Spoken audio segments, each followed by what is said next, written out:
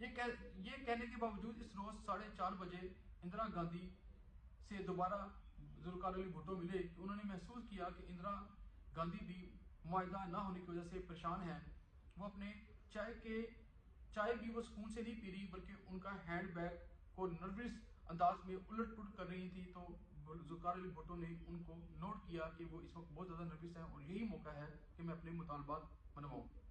انہوں نے کہا کہ ہم جمہوری لیڈر ہیں, ہم اس کو امن کی طرف لے جا سکتے ہیں دونوں ملکوں کو. اور 3 جولائی کو بھٹو پاکستان لوٹ آئے اور معاہدہ طے کر کے لوٹے. ایک بہت بڑی سفارتی کامیابی تھی اور شملہ معاہدے میں طے پایا کہ پاکستان اور بھارت اقوام متحدہ کے چارٹر کے مطابق اپنے تعاون کو آگے بڑھائیں گے.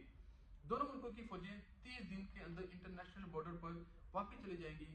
تاہم کشمیر میں سیز فائر کر کے لائن پر یہ فوجیں 13 دسمبر 1971 کی پوزیشن پر واپس چلے جائیں گی. اس کا مطلب یہ